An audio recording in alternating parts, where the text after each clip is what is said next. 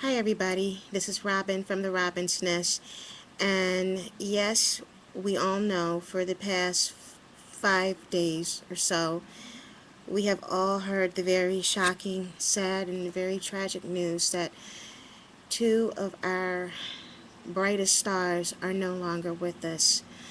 One, Farrah Fawcett, and two, Michael Jackson. Oh God, that is so hard to say. Um, these are my personal thoughts and feelings on the two of them. Farrah, I'm going to begin with Farrah. Farrah was my favorite angel. I loved her of all three. I thought she was the prettiest and the funniest, and there was just something about her. She was that typical, I don't know, California dream. She was beautiful, blonde, beautiful eyes, perfect smile. When I was a little girl, I loved Charlie's Angels so much that I had um, I had not only the Farrah Fawcett doll, which looked creepy much like her. It looked an awful lot like her. But I also had the Farrah Fawcett fashion head. Yes, there was a Farrah Fawcett fashion head. It was just like the Barbie fashion head, only it was had Farrah's face on it, and it came with curlers and makeup. And what you were supposed to do was, you were supposed to roll the hair up in curlers and dip it in some water and let it sit for a while, and then the hair would come out nice and curly. And then for the makeup, you would put a little bit of water on the makeup kit, and rub the brush in, and then you just did the makeup just like you would do your regular makeup at home. And when you were finished, it looked like it was supposed to look like Farrah Fawcett, the way that she was when she was on Charlie's Angels. The funny thing is, I can never get the hair to flip right on that doll's head. I never could. And the makeup, as soon as you applied it, it just evaporated just like that. So, but it was fun. It was fun and it was great. And I had her, I had the head, I had the doll. I think I even had the lunchbox. The lunchbox was really cute because it was white with a blue stripe around it, and it had all three angels' heads on it. And it was like embossed on there, nice on that shiny metal. And I watched Charlie's Angels as well as the Bionic Woman every single week. I mean, those were two shows when I was a little girl that really empowered women and really made a little girl feel as though she could grow up to be pretty and attractive, but that she could do anything, that she can be strong, she could be fierce, she could be independent. And seeing these three girls go through the police academy in their training and then become like these super cool spies with this enigmatic voice who turned out to be John Forsythe later in, I think he was in Dynasty in the 80s. It was such a fabulous show, and you know, Farrah just made it so bright and so beautiful.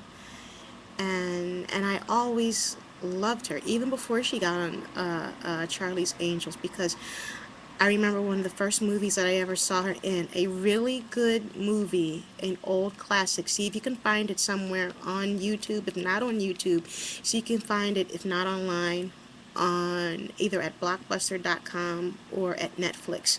Logan's Run. Really good movie. That's a movie about a group of people, a race of young people who, by the time they reach their 30th birthday, they are sent to this auditorium, and they are made to play this evil game where they basically they are made to float in the air, and then this laser just comes along and just zaps them one by one, and it all happens on their 30th birthday. And Farrah Fawcett was one of the stars of Logan's Run, along with Michael York and shoot, I can't remember his name, another actor, really good guy, really good actor, but I can't remember his name. He kind of looked like James Mason, but I know it wasn't him. But anyway, it definitely wasn't James Mason. But anyway, it was a really good film. So check that out when watching your you're watching your tributes and your videos about Farrah Fawcett. You can find them on TV Land, on Lifetime and and any other cable station that promotes women's television. And now the second hard part of this video, Michael. Michael was everything to me. When I heard the news, before I heard the news actually, I was on my way down to a coffee house to meet some friends, and I had walked past my sister, and my sister had said to me, Michael Jackson had a heart attack. And I said, okay, keep me posted. And I walked out the door, and when I got on the bus, I had this weird feeling. So I took out my phone, and my phone has net access, but I still don't know how to operate my phone that well. I tried to get on the net through my phone, and I wanted to leave a prayer through my Twitter page, which you can find me on Twitter at Lady Robin. And I couldn't get through, but I said, that's okay, I'm almost down to South Street. I'll get there, I'll get to the coffee house, I'll write my prayer to Michael when I get in the coffee house. And I had just gotten down on South Street. I was walking past a clothing store, and the door was wide open, and the radio was on, and I heard the radio announcer had said, and yes, it is indeed true, the news out in Hollywood today, that Michael Jackson has indeed passed. And when he said the word passed, I literally screamed. I did. I was in the middle of South Street. I screamed the word no. I said, oh my God, and I held my hand in my head, and I kept muttering, it can't be true, it's not true, it cannot be true. And I realized that I was in the middle of the street being hysterical, and everyone was looking at me. And I tried to walk away as fast as I could, and then my friend, my buddy Lyman, was across the street, and he saw me, and he was on the phone with one of his friends,